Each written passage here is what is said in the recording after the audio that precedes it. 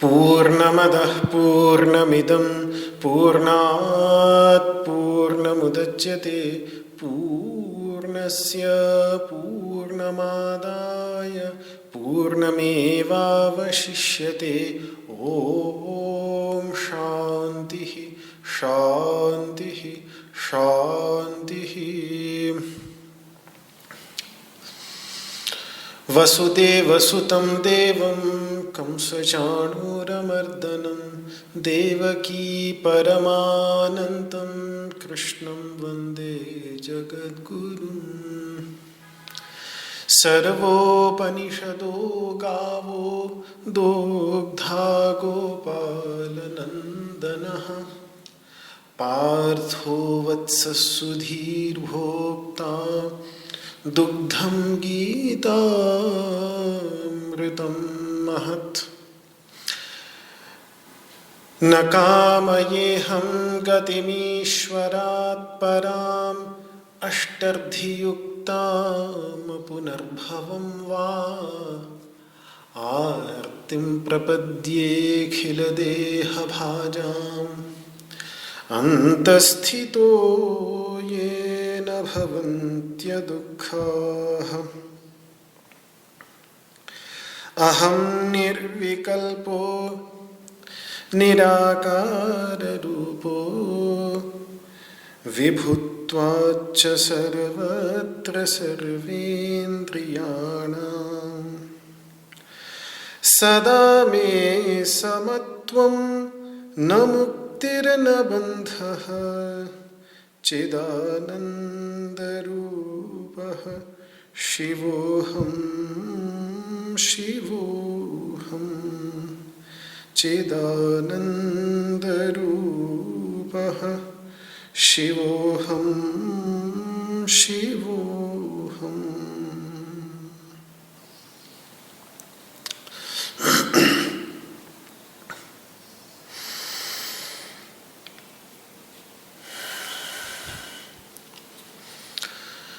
ओम नमो भगवते वासुदेवाय।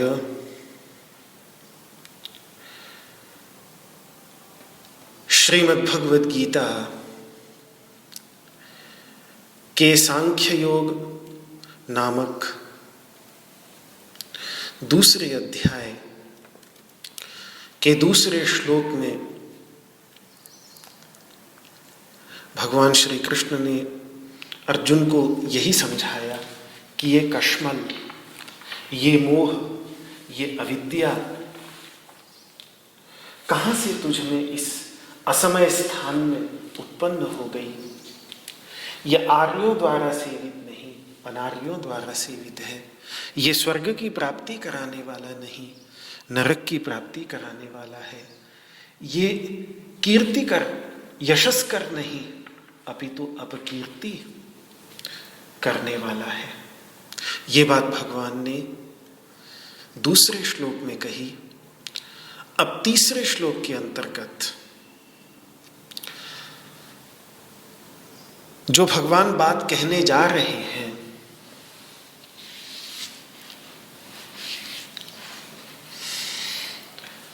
इस पर अर्जुन ये कह सकता था कि मैं क्या करूं, मैं खड़ा तक तो हो नहीं पा रहा हूं, हाथ से धनुष तक तो पकड़ नहीं पा रहा हूं। तो भगवान कहते हैं ये तुम्हारे शरीर की दुर्बलता नहीं, ये तुम्हारे हृदय की दुर्बलता है।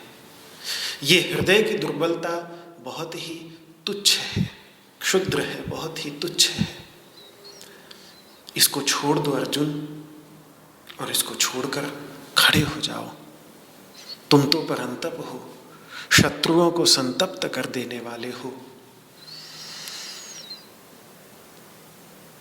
केवल बाह्य शत्रुओं को नहीं, जो तुम्हारे आंतरिक शत्रु हैं, काम, क्रोध, लोभ, मोह, मात्सर्य, अभिमान, राग, द्वेष, शोक आदि, इन सबको संतप्त करके विनष्ट कर देने की योग्यता तुम्हारे अंतर्गत है। इस शोक का विनाश करो, इसको तपाकर जला डालो और खड़े हो जाओ। ये बात भगवान तीसरे श्लोक के अंतर्गत कहने जा रहे हैं। इस तीसरे श्लोक का उच्चारण कर ले। दूसरे अध्याय का तीसरा श्लोक। क्लैब्यं मास्मगमः पार्थ नैतत्त्वय्युपपद्यते क्षुद्रं हृदय दौर्बल्यं त्यक्त्वोत्तिष्ठ परन्तप। क्लैब्यं मास्मगमः पार्थ नैतत्त्वय्युपपद्यते क्षुद्रं हृदय दौर्बल्यं त्यक्त्वोत्तिष्ठ परन्तप। क्लैब्यं मास्मगमः पार्थ नैतत्त्वय्युपपद्यते क्षुद्रं हृदय दौर्बल्यं त्यक्त्वोत्तिष्ठ परन्तप।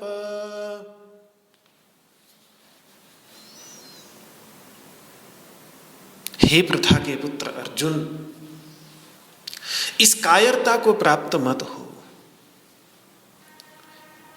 तुम में ये अच्छा नहीं लग रहा। अरे छोड़ो इस तुच्छ हृदय की दुर्बलता को और खड़े हो जाओ। क्लैब्य, क्लैब्य शब्द बनता है क्लीब से, और क्लीब शब्द का अर्थ होता है ऐसा व्यक्ति जिसके अंतर्गत दिलेरपना न हो, साहस न हो। भगवान पाणिनि ने क्लीब धातु का अर्थ किया है क्लीब अधार्ष्ट्य, दिलेरपने का अभाव, साहस का अभाव क्लीब कहलाता है। और ऐसे क्लीब पुरुष की स्थिति, ऐसे क्लीब पुरुष की अवस्था क्लैब्य कहलाती है, यानी कायरता, यानी पुरुषार्थहीनता, जिसके अंतर्गत पुरुषार्थ की भावना न हो। पौरुष, पौरुष कहते ही हैं कुछ कर गुजरने की तमन्ना को। संस्कृत में पौरुष शब्द का अर्थ ही होता है कर गुजरने की तमन्ना, पुरुषार्थ कहते ही उसको है। तो जिसके अंतर्गत वो कर गुजरने की तमन्ना न हो, जो सारा उत्साह खो बैठा हो, जिसके अंतर्गत धैर्य न हो, जो अधीर हो रहा हो, जो कातर हो रहा हो, जिसके मन में हीनता के भाव आ गए हों, जिसका उत्साह सूख गया हो, समाप्त हो गया हो, वह व्यक्ति क्लीब कहलाता है और उसकी अवस्था को क्लैब्य कहते हैं। तो ये क्लीबावस्था को मत प्राप्त हो अर्जुन। ये जो तुम्हारी निर्वीर्यता है, शक्ति का अभाव है, जैसा अर्जुन ने पीछे कहा था कि हे कृष्ण, मैं तो अपने पैरों पर खड़ा भी नहीं रह पा रहा हूं, न च शक्नोम्य अवस्था, तुम चक्कर खा रहा है मेरा दिमाग, कितनी कमजोरी आ गई है उसके अंदर। भ्रमतीव च मे मनः, मेरा दिमाग चक्कर खा रहा है। और इसीलिए अंत में वो रथ के पृष्ठभाग में जाकर बैठ जाता है, खड़ा ही नहीं रह पा रहा। इसी क्लैब्य की व्याख्या उत्तरार्ध में हृदय दौर्बल्य शब्द से, क्लैब्य का अर्थ ही है हृदय दौर्बल्य, क्लैब्य कह लीजिए, हृदय की दुर्बलता कह लीजिए, एक ही भाव है। तो ये जो क्लैब्य है, इसको मास्मगमः, इस अवस्था को मत प्राप्त हो, इस कायर अवस्था को मत प्राप्त हो। तो इसका बड़ा गहरा भाव है कि इस ओर तुम जा रहे हो, मत जाओ उस ओर। अर्थात ये तुम्हारी कोई सहज अवस्था नहीं है, ये तुम्हारा सहज स्वभाव नहीं है, ये तुम्हारी सहज प्रकृति नहीं है। वो तो शोक मोह के वशीभूत होकर तुम्हारे विचारों की स्पष्टता लुट गई है और उसके परिणाम स्वरूप तुम उस ओर जा रहे हो। तो मत जाओ उस ओर जाओ ही मत। मास्मगमः का भाव है ये कि उस ओर जाओ ही मत। क्यों जा रहे हो उस ओर? अरे तुम्हारी सहज प्रकृति तो जीवन भर सदा से ही भारी उद्यम करने की रही है, बाल्यावस्था से ही। कितना परिश्रमी, कितना एकाग्रचित्त। अगर सीखनी हो एकाग्रचित्तता और परिश्रम, उत्साह, तो अर्जुन बड़ा अद्भुत पात्र है। शब्दवेधी बाण, किस केवल आवाज सुनकर बाण मार देना, ये अर्जुन को आता था। और इसके पीछे की जो घटना है वो बड़ी सुंदर है कि जब वो एक समय रात को भोजन कर रहा था, बाल्यावस्था में, ऐसे 12-13 साल का रहा होगा, पौगंडावस्था में, तो जब रात्रिकालीन भोजन कर रहा था तो भोजन करते समय जो दीपक वहां जल रहा था वो अचानक हवा के झोंके से बुझ गया। तब उसने सोचा हाथ झूठे हैं, दोबारा दीपक एकदम से न जलाऊं। तो भोजन करता रहा, उठा नहीं, भोजन करता रहा अंधेरे में ही, गुप्त अंधेरे में। तो भोजन करते करते अचानक उसके मन में ये विचार आया कि अरे देखो कितना मेरा अभ्यास है भोजन करने का, कि मैं अंधेरे में बिना देखे भोजन थाली में से निकालकर अपने मुख में डाल लेता हूं। इसके लिए मुझे देखने की आवश्यकता नहीं पड़ती। तो क्यों ना इतना ही अभ्यास मैं अपने धनुष पर करूं कि मैं बिना देखे ही लक्ष्य का वेध कर सकूं, मुझे देखना तक भी ना पड़े। इतना अधिक अभ्यास कर लूं कि लक्ष्य को बिना देखे भी लक्ष्य को वेध सकूं। बस क्या था, ये विचार आया उसके अंतर्गत और उसने भोजन पूरा किया, हाथ धोया और अंधेरे में बाहर निकल पड़ा। और उसके बाद शब्दवेधी बाण, घुप अंधेरे में बिना देखे आंख पर पट्टी बांधकर भी लक्ष्य का वेधन करने का कौशल उसने प्राप्त किया। ये थी अर्जुन की प्रकृति, महान परिश्रम की। एकाग्रता की घटना तो बड़ी प्रसिद्ध ही है कि जब आप सब भी जानते ही हैं कि जब द्रोणाचार्य जी ने एक गृद्ध को गीध की मूर्ति बनवाकर उसको वृक्ष के ऊपर रखवा दिया और हर किसी से पूछा कि तुम्हें गीध दिख रहा है? उन्होंने कहा हाँ। गीध के पंख दिख रहे हैं? हाँ। गीध के पैर दिख रहे हैं? हाँ, तो हट जाओ। और जब यही प्रश्न उन्होंने अर्जुन से पूछा तो अर्जुन ने कहा, गीध दिख रहा है? नहीं। उसके पंख दिख रहे हैं? नहीं। उसके पैर दिख रहे हैं? नहीं। उसकी चोंच दिख रही है? नहीं। उसकी आंखें दिख रही हैं? हाँ। तो इतनी एकाग्रता थी उसके अंतर्गत कि लक्ष्य जब आंखें निर्धारित थी तो आंखों के सिवा उसे कुछ और दिखता ही नहीं था। इतना अभ्यास था उसका अपने मन के ऊपर, इतनी एकाग्रता का अभ्यास था उसके अंतर्गत। तो उसकी सहज प्रकृति बड़ा भारी परिश्रम करने की है। धैर्य और पुरुषार्थ से वो भरा पड़ा है। वो प्रकृति से निर्भय है, दिलेर है, साहसी है। ऐसी तुम्हारी प्रकृति है अर्जुन। अपनी इस सहज प्रकृति के विरोध में तुम जा रहे हो, ऐसा मत करो। मास्मगमः, मत जाओ उस ओर। पार्थ, हे पृथा के पुत्र, नहीं तत्त्वय्युपपद्यते, ये तुम में शोभा नहीं देता। युद्ध में जिसने इंद्र को हराया हो, युद्ध में जिसने साक्षात भगवान शंकर को किरातावतार ले लेने पर हराया हो, तुम्हारे लिए ये शोभा नहीं देता। छोड़ो इस हृदय की क्षुद्र दुर्बलता को। क्षुद्रम हृदय दौर्बल्यम। क्षुद्र का अर्थ होता है तुच्छ। ये जो तुम्हारे अंतर्गत तुच्छता के भाव हैं, दीनता के भाव हैं, छोड़ो इनको। मन की दुर्बलता को भगवान क्षुद्र इसीलिए कह रहे हैं क्योंकि वह अर्जुन के अंदर क्षुद्रता का कारण बन रही है।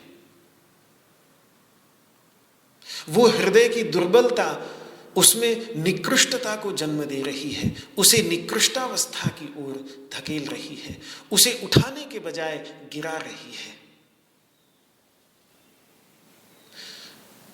कुछ भाव हमारे जीवन में ऐसे होते हैं जो हमारा उत्थान करते हैं, कुछ भाव ऐसे होते हैं जो हमारा पतन करते हैं। अब ये हमारी योग्यता, हमारी विचार शक्ति पर आधारित है कि हम उत्थान करने वाले भावों का संपादन करते हैं, उत्थान करने वाले भावों को शक्तिशाली बनाते हैं, या पतन करने वाले विचारों को शक्तिशाली बनाते हैं। तो भगवान यही कह रहे हैं, मत जाओ उस दिशा में, छोड़ो इस क्षुद्र हृदय की दुर्बलता को। ये क्षुद्र इसीलिए है क्योंकि ये गिरा रहा है, ये बैठा रहा है अर्जुन, ये अर्जुन के उत्साह का भंग कर रहा है, अर्जुन को खड़े तक नहीं होने दे रहे ये विचार, इसलिए ये क्षुद्र है और इसीलिए ये दुर्बल है। हृदय की दुर्बलता, हृदय दौर्बल्यम। भगवान कह रहे हैं शरीर की दुर्बलता नहीं है, ये तो हृदय की दुर्बलता है। और जब हृदय दुर्बल हो जाए तो बड़े से बड़ा शक्तिशाली शरीर भी एक क्षण में कमजोर हो जाता है। हृदय के अंतर्गत खड़े रहने की सामर्थ्य न रहे, हृदय शोक से अभिभूत हो जाए तो फिर शरीर की शक्ति नहीं रहती कि वो खड़ा रह सके। देखिए, वैसे तो आज समाज में रोने धोने को भी हृदय की कमजोरी माना जाता है। हालांकि मेरी दृष्टि में यह उचित नहीं, क्योंकि इससे रोने को दबाने की प्रवृत्ति का उदय होता है, जो दुख के क्षणों में अत्यावश्यक अभिव्यक्ति में रुकावट बनने के कारण मानसिक स्वास्थ्य के लिए बहुत हानिकारक हो सकता है। विशेषकर जब हमारे दुख के क्षण हों, कोई प्रियजन का वियोग हो, जीवन में अवश्यंभावी है, तो उस समय एक सहज प्रवृत्ति होती है कि हम, कोई रोता है तो कहते हैं नहीं नहीं रो मत, ये रोना छोड़ो। ये प्रवृत्ति मनोविज्ञान की दृष्टि से उचित नहीं है। दुख के क्षणों में अत्यावश्यक अभिव्यक्ति है रुदन को। रोने से कोई व्यक्ति कमजोर नहीं हो जाता, बल्कि वो दुख को अभिव्यक्त कर देने से वो दुख हृदय में कुछ कम हो जाता है। रोने से हृदय हल्का हो जाता है। उस दुख को सहन करने की शक्ति, आंतरिक शक्ति बढ़ जाती है। तो दुख के क्षणों में रो पड़ना किसी भी प्रकार की दुर्बलता का प्रतीक नहीं, ये सहज मानवीय प्रकृति है। महाभारत काल के सबसे महान महारथी को भी रोया ही है। अश्रुपूर्णा कुलेक्षणम, आज ऐसी स्थिति है तो वो रोया है, उसकी आंखों में आंसू भर आए हैं। हृदय की कमजोरी ये नहीं, हृदय की कमजोरी है धीरज खो देना। भारतीय अध्यात्म की दृष्टि में यहां जितने भी आप देखेंगे, संस्कृत के जितने भी टीकाकार हैं, उन्होंने हृदय के दौर्बल्य का यही अर्थ किया है कि धैर्य खो देना, धीरज खो देना। यही हृदय की, मन की सबसे बड़ी दुर्बलता है। धैर्य खो देने से सोच धुंधली हो जाती है। दौर्बल्य अर्थात कालुष्य, जो भी मन को धुंधला कर दे, मन के विचारों को धुंधला कर दे। तो जब आंतरिक रूप से व्यक्ति कमजोर हो जाता है तो वो धैर्य खो बैठता है, जबकि आंतरिक रूप से बलशाली मनुष्य धैर्यशाली होता है। और इसीलिए अध्यात्म के मार्ग में धैर्य की बड़ी आवश्यकता पड़ती है। योग के मार्ग में सिद्धि कभी भी बिना धैर्य के प्राप्ति ही नहीं की जा सकती। आसन हो, प्राणायाम हो, ध्यान हो, इन सभी के अभ्यास के लिए बहुत अधिक धैर्य की आवश्यकता पड़ती है, क्योंकि शरीर को अपने वश में करने के लिए, प्राण को अपने वश में करने के लिए, मन को अपने वश में करने के लिए बहुत लंबे समय तक लगातार पूरी लगन के साथ अभ्यास करना पड़ता है। 3 बातें महामुनि पतंजलि ने कही हैं। दीर्घकाल, बहुत लंबे समय तक, नैरंतर्य, लगातार, रोज, नियमित रूप से, और सत्कार, सत्कार यानी पूरी लगन के साथ, मन को पूरी तरह से वहीं लगाकर जब अभ्यास किया जाता है तभी अष्टांग योग का एक एक अंग की जड़ मजबूत होती है, दृढ़ भूमि। तो इसके लिए धैर्य की बड़ी आवश्यकता पड़ती है। हड़बड़ी में, जल्दबाजी में इस महनीय कार्य को नहीं किया जा सकता। इसी प्रकार से युद्ध के अंतर्गत भी धैर्य की आवश्यकता पड़ती है, धैर्य रखना पड़ता है। तो इसीलिए अध्यात्म हो चाहे युद्ध हो, दोनों के अंतर्गत सर्वश्रेष्ठ सद्गुणों में से एक है संकट के क्षणों में भी धैर्य बांधे रखना और विचारों की स्पष्टता को बनाए रखना, विचारों की स्पष्टता को बरकरार रखना। उस धैर्य को जो अर्जुन खो रहा है वह श्री कृष्ण को चिंतित कर रहा है। इसीलिए कह रहे हैं कि ये जो अधीरता है तुम्हारी, हृदय की दुर्बलता यानी हृदय की अधीरता, जो ये तुम अधीर हुए जा रहे हो, ये बहुत ही तुच्छ है, ये बहुत ही दीनता का कारण बन रहा है, तुम्हारी तुच्छता का कारण बन रहा है। इसको त्यक्त्वा, इसे छोड़ दो। आ गई है कोई बात नहीं, ये समस्या नहीं है, फिर मानव की सहज प्रवृत्ति है। ये हृदय, हमारे मन, बुद्धि, अहंकार, चित्त, ये सारे के सारे संस्कारों के बल पर ही चलते हैं। कब कौन सा संस्कार, और ये संस्कार पूरी तरह से अचेतन मन में होते हैं, इनका इतना गहरा प्रभाव हमारे व्यवहार पर पड़ता है कि कब किस क्षण में हमारा मन, हमारी बुद्धि, हमारे अंतःकरण किस प्रकार की प्रतिक्रिया दे दें, ये कई बार हमें खुद आश्चर्यचकित कर देता है। मुझे तो कई बार होता है, बहुत ही अनपेक्षित होता है। कभी किसी परिस्थिति विशेष में ऐसी भी प्रतिक्रिया मैं दे दूंगा, ये मुझे खुद ही नहीं पता होता। बाद में सोचता हूं तो आश्चर्य होता है कि कहां से आया ये। तो ठीक है, हृदय की दुर्बलता आ भी गई है तो कोई बात नहीं, ये भी कोई समस्या नहीं। उसे पकड़कर बैठ जाना समस्या है। आ गई है तो कोई बात नहीं, पर अब छोड़ो उसको। आ गई है तो अब निकाल फेंको उसे, अपने को मजबूत करो, छोड़ दो उसे, रखो मत अपने पास, उसे पकड़ मत रखो। इसीलिए भगवान कह रहे हैं क्षुद्रम हृदय दौर्बल्यम त्यक्त्वा, त्याग कर दो उसका, मजबूत बनाओ अपने आप को। और उसका संकेत क्या होगा, लक्षण क्या होगा कि खड़े हो जाओ दोबारा से।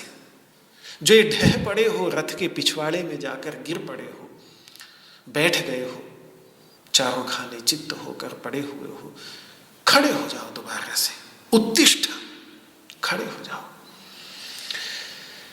पर अब इतनी आसानी से तो अर्जुन उठेगा नहीं, पूरी गीता सुनवा के ही उठेगा हमको।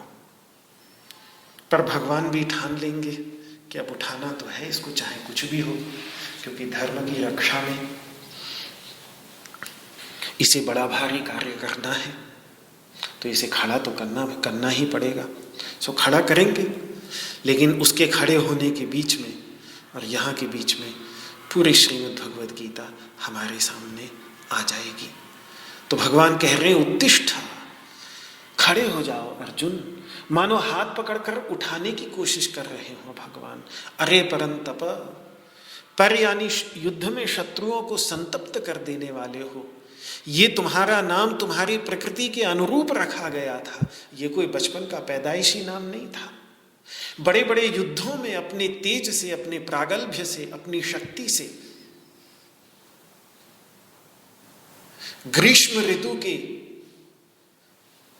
उद्दीप्त आदित्य के समान, सूर्य के समान वो अपने शत्रुओं को संतप्त कर देता था युद्ध के अंतर्गत। और वे जहां तहां, जैसे ग्रीष्म ऋतु की गर्मी में दोपहर के 12 बजे जब सूर्य अपने रौद्र स्वरूप में होता है, तो पूरी दुनिया, सारे पशु पक्षी इधर उधर दौड़कर जहां तहां छाया की खोज करते हैं। इसी प्रकार से जब वो युद्ध में उतरता था तो उसका ऐसा प्रागल्भ्य होता था कि शत्रु जहां तहां छुपकर उससे छिपने की कोशिश करते थे, उससे बचने की कोशिश करते थे कि कहीं उसके बाण उन्हें घायल न कर दें। तब उसका नाम परंतप रखा गया था। तो ये तुम्हारा नाम तुम्हारी प्रकृति के अनुरूप रखा गया नाम है। इसी प्रकृति के अनुरूप कार्य में लगो। भगवान याद दिला रहे हैं कि याद करो वो दिन जब तुम ऐसे युद्ध करते थे कि शत्रु तुम्हें परंतप कहते थे, कि तुम्हारा नाम तक परंतप, कि शत्रुओं को बिल्कुल संतप्त कर देने वाला, तपा देने वाला। याद करो वो दिन। क्या हो गया है तुम्हें?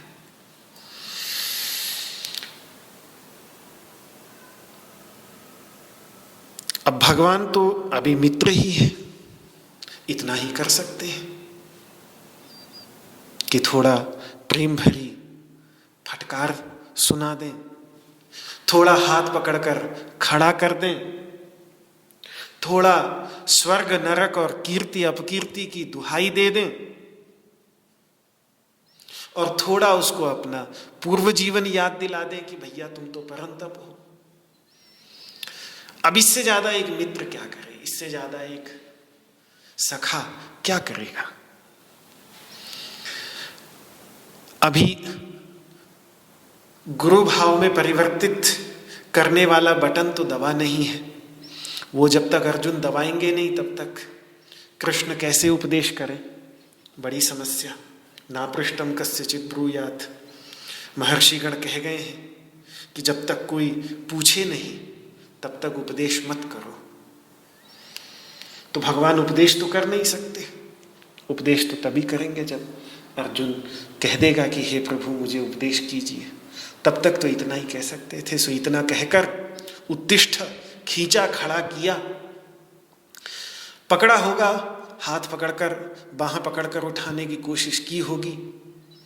इतना कह के चुप हो गए बेचारे। अब अर्जुन अपनी व्यावहारिक समस्या बताता है कहता है कि और सब तो ठीक है, और सबसे तो चलिए मैं आपके कहने से लड़ भी लूं, लेकिन ये जो दो खड़े हैं, मेरे परम आदरणीय और परम प्रिय पिता समान,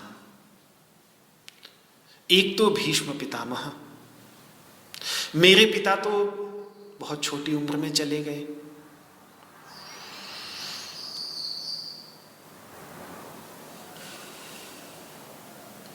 पांडु बहुत छोटी उम्र में चले गए थे, और औरस पिता इंद्र तो गर्भाधान करके ही गायब हो गए थे, तो उनको तो कभी देखा ही नहीं। तो तब से पाला पोसा इन्होंने बचपन से भीष्म पितामह ने ही पाला पोसा है। जो ज्ञान बाल्यावस्था में पिता से बालक को मिलता है, छोटी छोटी बातें, माँ के बाद वो पिता से ही सीखता है, वो सब छोटी छोटी बातें तो मैंने इन्हीं से सीखी हैं।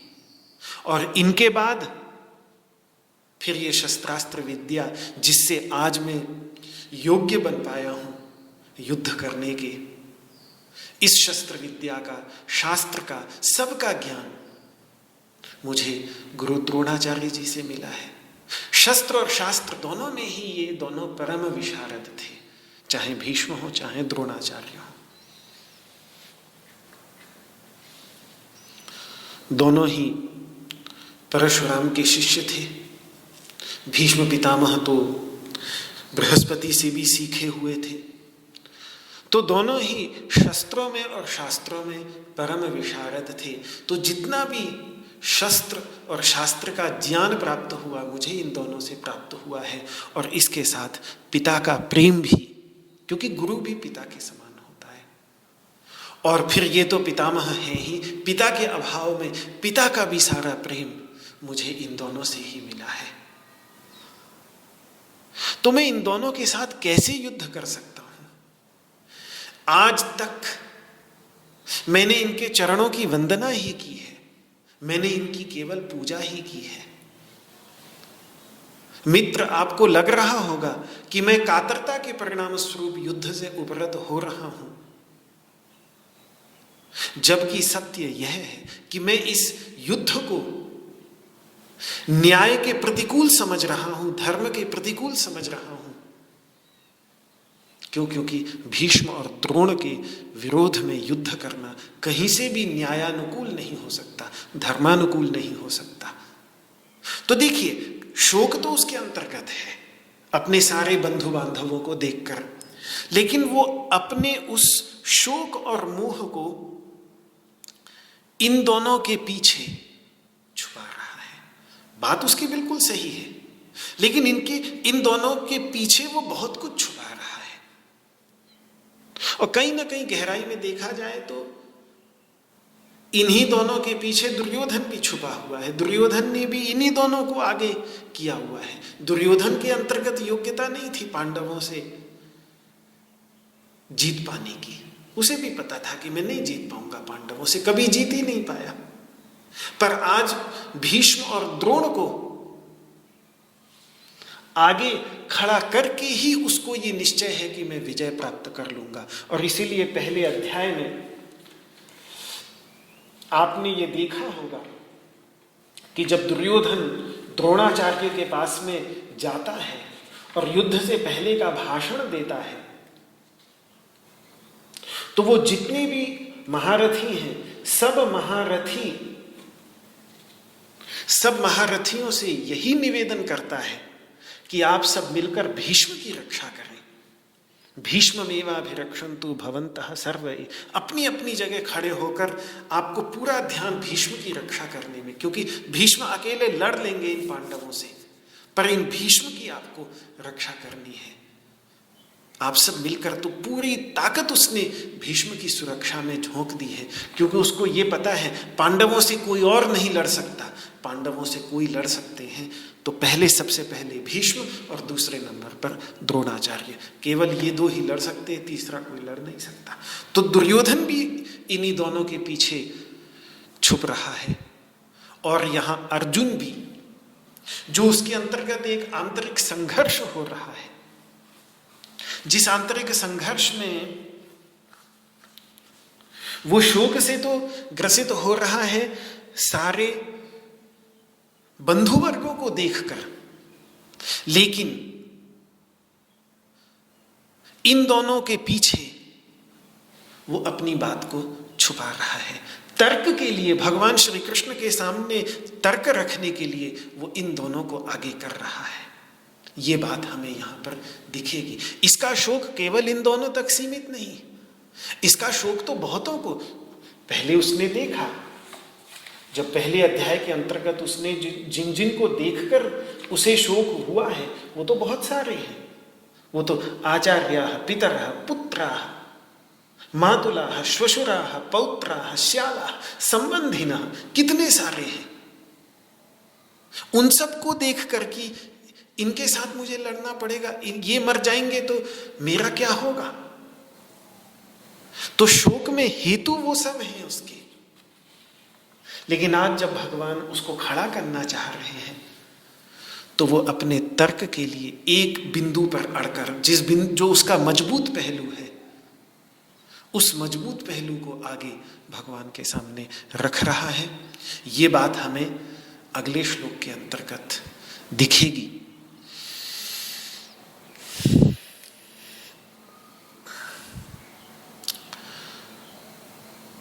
तो आगे के कुछ जो श्लोक हैं वो बहुत ही महत्वपूर्ण हैं।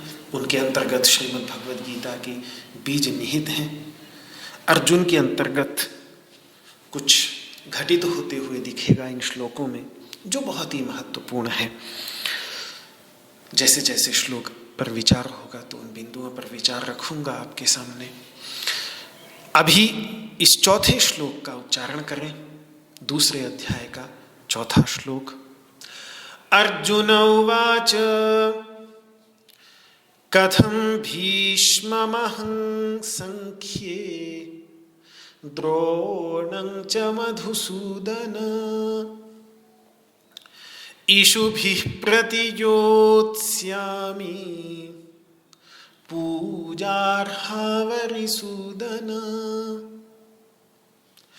कथं भीष्ममहं संख्ये द्रोणं च मधुसूदन इषुभिः प्रतियोत्स्यामि पूजार्हावरिसूदन।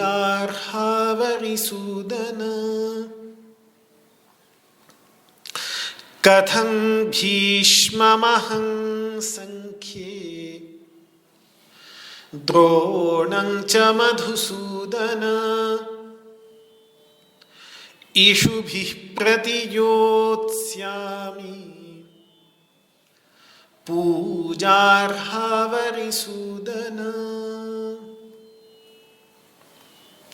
हे मधुसूदन, इस संग्राम में मैं जो पूजा के योग्य भीष्म और द्रोण हैं, इनका बाणों से प्रतियोधन कैसे करूंगा, कैसे मैं इनके साथ युद्ध करूंगा। कथम भीष्ममहं संख्ये, इस संख्य में देखिए क्या अद्भुत, संख्य से सांख्य की ओर ये शीर्षक बन सकता है।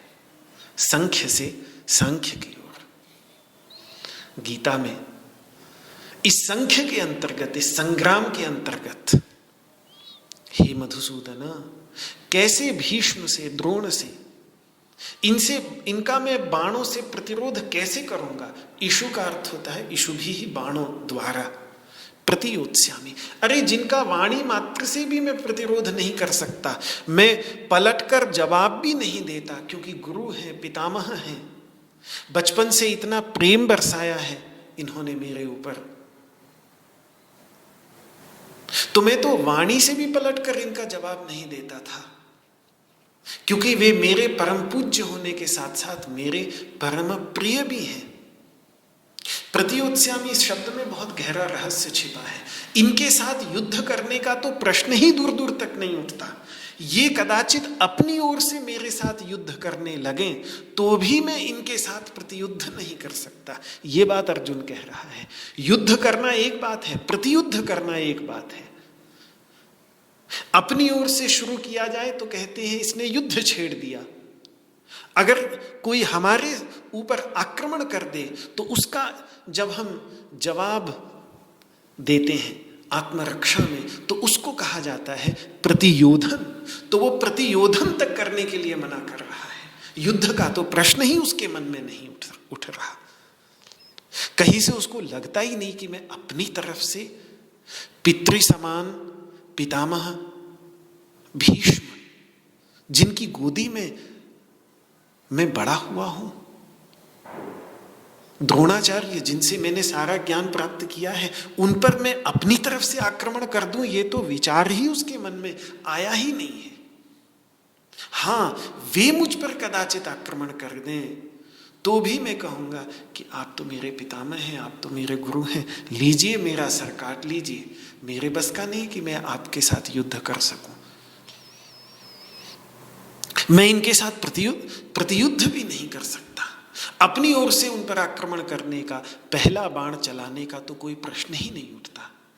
वे भी यदि मुझ पर आक्रमण कर दें, मुझ पर पहला बाण चलाने लगें, तब भी जो आत्मरक्षा में मैं युद्ध करता, जो आत्मरक्षा में मुझे युद्ध करना चाहिए, वो भी युद्ध मैं उनसे नहीं करूंगा। ऐसा युद्ध करना भी मेरे लिए अनुचित ही है। और देखिए, कोई बड़ी बात नहीं। माता पिता को चांटा मारने का तो कोई प्रश्न ही दूर दूर तक हमारे मन में नहीं उठता।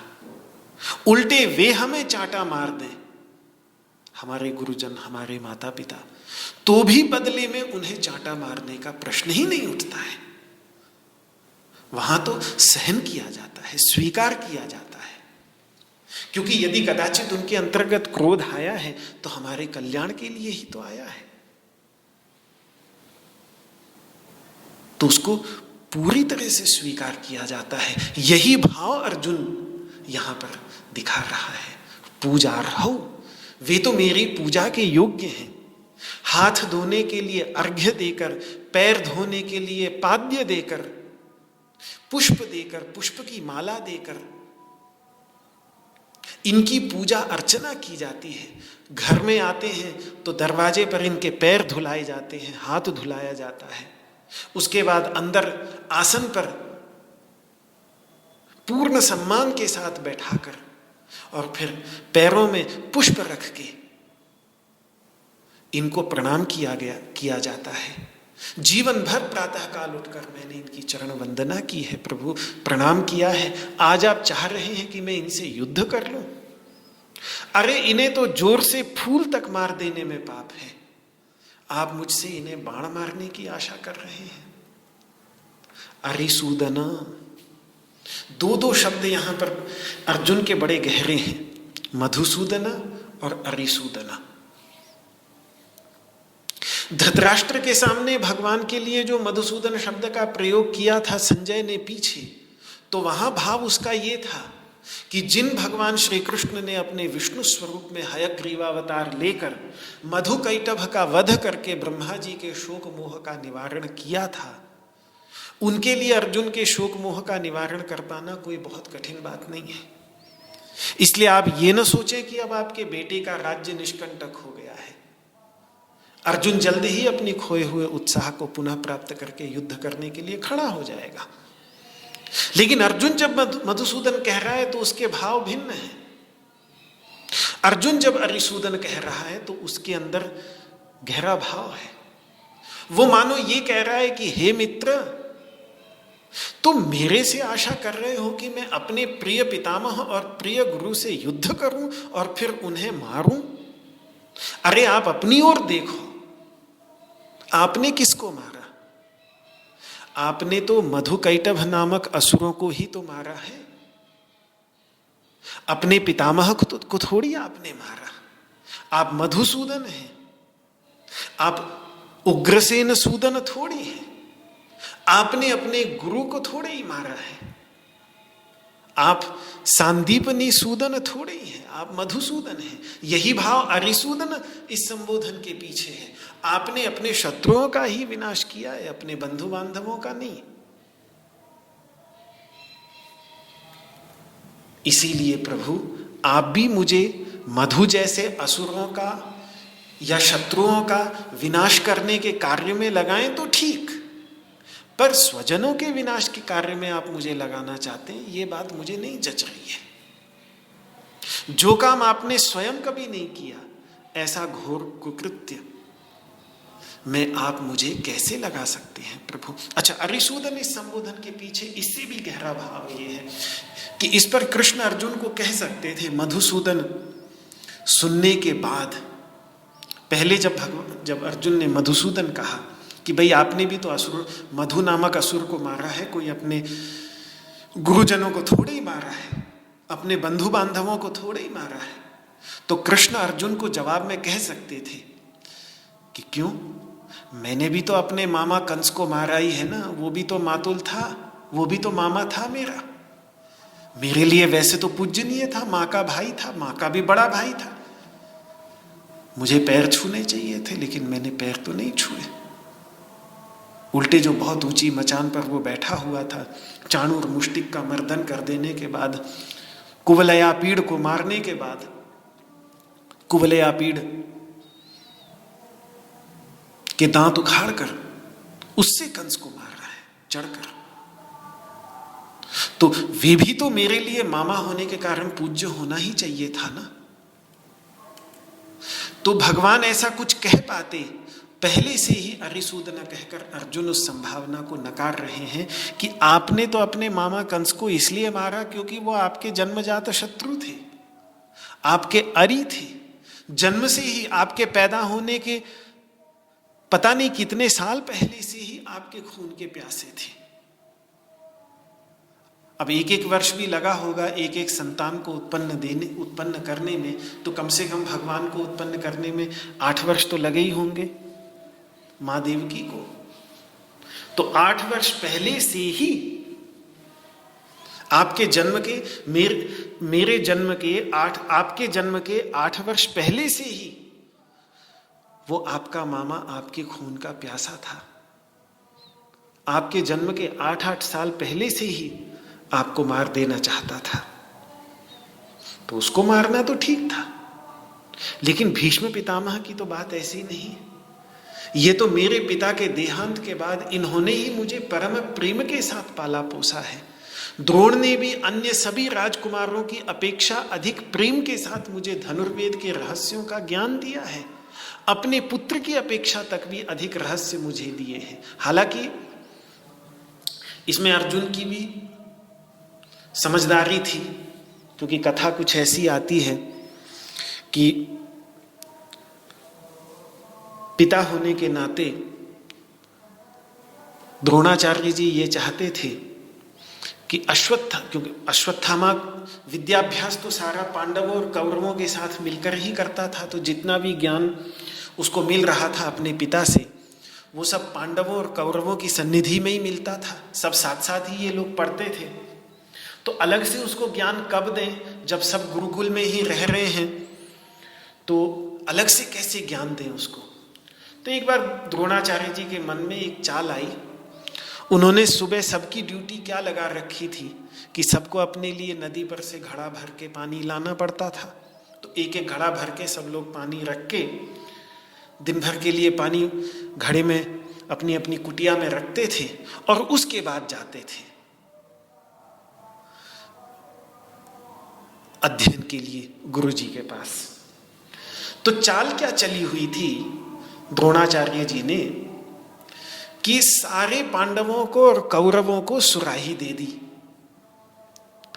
और अपने पुत्र को अश्वत्थामा को बड़े मुंह वाला घड़ा दे दिया।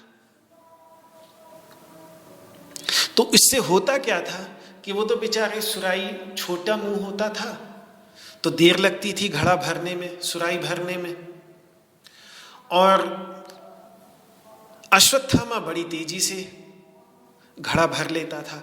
तो वो हमेशा कुछ 2-4-5 मिनट पहले पहुंच जाता था गुरुजी के पास, और उतनी देर में वो अपने पुत्र को कुछ ज्ञान ऐसा दे देते थे जो फिर बाद में और को नहीं देते थे।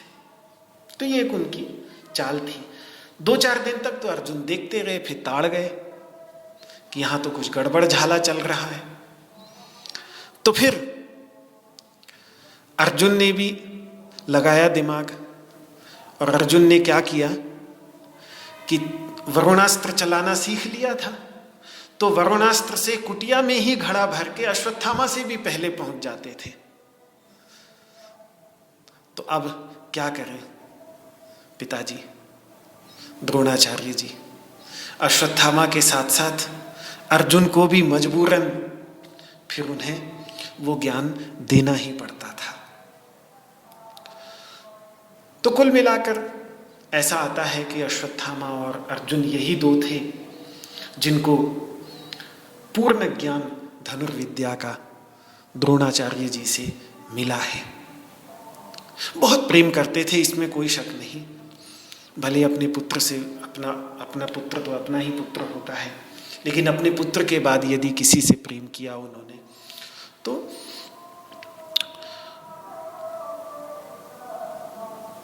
अर्जुन से ही किया। एकलव्य की कथा भी इसमें बहुत बड़ा प्रमाण है। हालांकि एकलव्य की कथा मुझे हमेशा बड़ी दिक्कत देती है, लेकिन उससे इतना तो स्पष्ट है कि प्रेम बहुत था उनको अर्जुन से। तो जितना प्रेम जब मुझे उनसे मिला है, और फिर ऊपर से वो ब्राह्मण भी हैं, तो इस कारण तो उन्हें मानकर वैसे भी ब्रह्म हत्या का पाप लगेगा। बहुत सारी बातें हैं। आप तो प्रभु अरिसूदन हैं। कंस आपका शत्रु था, बचपन से आपको मार देना चाहता था, तो आपसे उनका व्यक्तिगत वैर था। शिशुपाल का भी आपसे व्यक्तिगत वैर था, तो वे दोनों आपको मारना चाहते थे। मेरा तो इनसे कोई व्यक्तिगत वैर भी नहीं, आपसी कोई दुश्मनी नहीं। ये तो मजबूरी में उस तरफ खड़े हैं, ये तो केवल अपने कर्तव्य के बंधन में बंधकर वहां पर खड़े हैं। भीष्म पितामह के मामले में उन्होंने भीष्म प्रतिज्ञा कर ली थी बाल्यावस्था में कि हस्तिनापुर के सिंहासन पर जो कोई भी बैठेगा उसके प्रति मैं पूर्ण निष्ठा बनाए रखूंगा, उसकी अवज्ञा कभी भी नहीं करूंगा, उसकी आज्ञा का पालन सदा ही करूंगा, चाहे कुछ भी हो। ये उस समय जिससे माता सत्यवती के साथ उनके पिता शांतनु जो उनके प्रेम में आसक्त हो गए थे, उनको देखकर उन पर मुग्ध हो गए थे, और सत्यवती के पिता ने साफ मना कर दिया था कि मैं अपनी बेटी नहीं दूंगा तब तक, क्योंकि मेरी बेटी के संतान को जब तक आप युवराज बनाने की घोषणा नहीं कर देते। और फिर भी उन्होंने वो भी स्वीकार कर लिया, तो कहा नहीं, आगे जाकर युद्ध होगा। पहले से जो ये देवव्रत है, भीष्म का पहले नाम देवव्रत था, तो फिर भीष्म ने ये भीषण प्रतिज्ञा की, तब जाकर उनका नाम भीष्म पड़ा कि मैं कभी विवाह करूंगा ही नहीं, तो मेरी संतानें होंगी ही नहीं, आगे झगड़ा होगा ही नहीं, सत्यवती के पुत्र ही बैठेंगे। तो उन्होंने कहा, और मैं भी, जो भी बैठेगा इस सत्यवती के पुत्रों में से जो भी बैठेगा उसके प्रति अपनी पूर्ण निष्ठा बनाए रखूंगा। ये उन्होंने भीषण प्रतिज्ञा की हुई थी बाल्यावस्था में, प्रतिज्ञा तोड़ नहीं सकते थे। ये समस्या उनके साथ थी। और गुरु द्रोणाचार्य के मामले में नमक का सवाल था कि जिसका नमक खा रहे थे, जिस समय अपने बचपन के मित्र द्रुपद ने अपमानित करके, राजा बन जाने के बाद अपमानित करके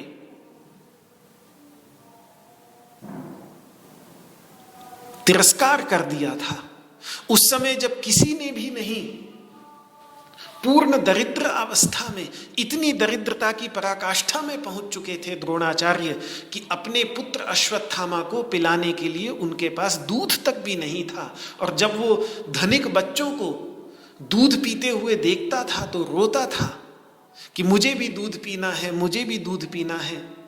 तो मजबूरी में उसकी मां आटे को पानी में घोलकर सफेद सफेद घोल बनाकर उसे पिलाती थी और फिर वो प्रसन्न होता था कि आहा, आज तो मैंने भी दूध पी लिया, आज तो मैंने भी दूध पी लिया, और सबको जाकर बताता था कि आज तो मैंने भी दूध पी लिया। इतनी गरीबी से, इतनी गरीबी में जिस हस्तिनापुर के सिंहासन ने धृतराष्ट्र ने उनको सहारा देकर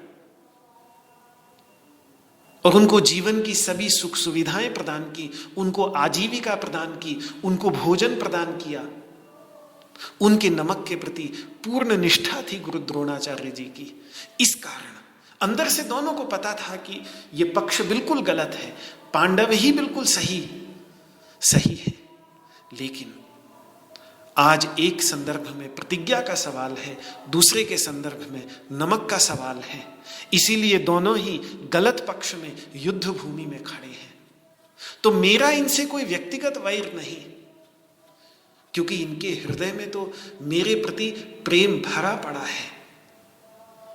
तो भगवान, ना तो ये मधुकैटभ के समान असुर हैं और ना ही ये कंस शिशुपाल के समान मेरे शत्रु हैं, ना इनके अंतर्गत आसुरी प्रवृत्ति है, दोनों देवता हैं।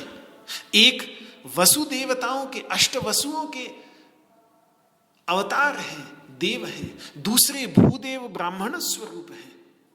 तो ये असुर तो कहीं से है ही नहीं, और ना ही कंस शिशुपाल के प्रति, कंस शिशुपाल के समान, जैसे कंस शिशुपाल ने आपके प्रति बहुत पहले से ही शत्रुता के भाव संजोए हुए थे, ऐसा कोई मेरे प्रति इनकी शत्रुता का भाव नहीं, उल्टे बड़ा भारी प्रेम भरा पड़ा है। तो कैसे मैं इनके साथ प्रतियुद्ध करूंगा? आप ऐसा कार्य करने के लिए कह भी कैसे सकते हैं?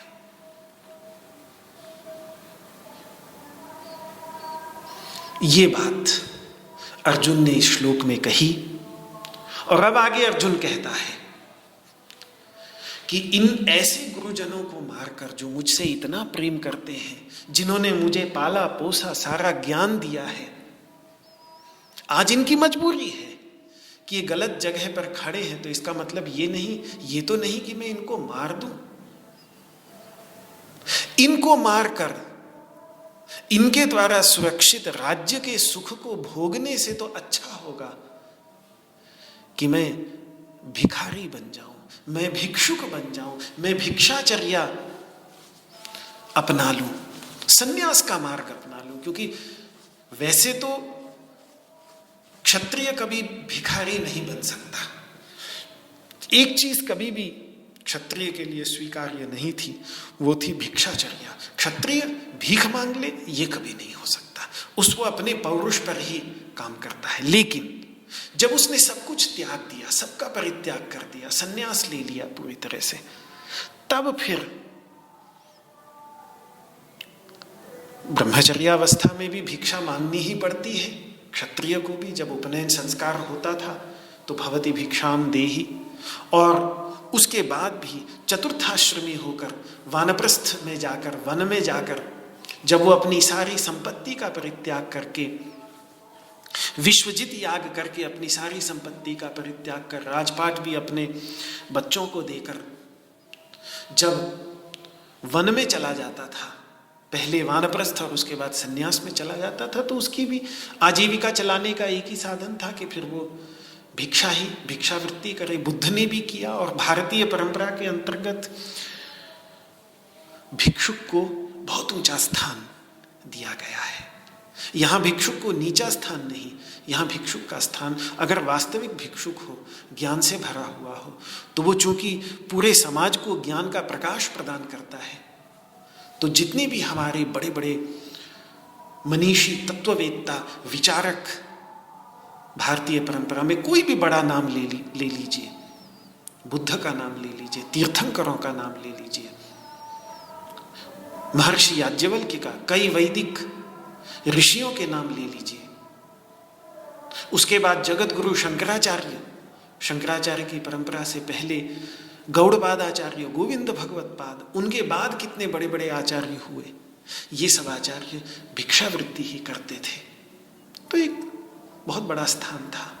तो वही मेरे लिए ज्यादा अच्छा होगा कि मैं सन्यास अपना लूं, वही मेरे लिए ज्यादा उपयुक्त होगा। इस युद्ध में लगना मेरे लिए उपयुक्त नहीं। आज उसने निश्चय कर लिया है, उसका ये मानना है कि गुरुजनों के साथ युद्ध करने से बचना कश्मल नहीं, अपितु उनके साथ युद्ध करना ही वास्तविक कश्मल है। तो उसने कश्मल की परिभाषा बदल दी है बिल्कुल।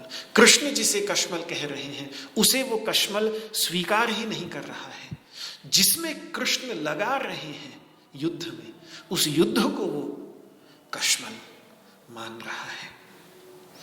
ये सब बातें हमारे सामने आगे के श्लोकों में आएंगी, लेकिन आज समय सीमा को ध्यान में रखते हुए इस विचार को यहीं विराम देता हूं।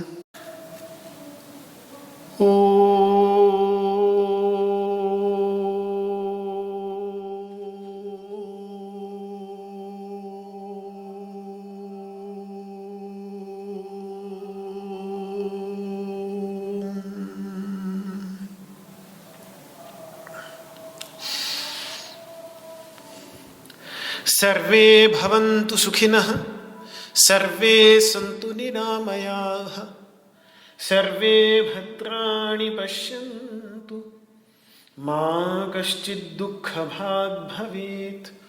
ॐ शान्तिः शान्तिः शान्तिः।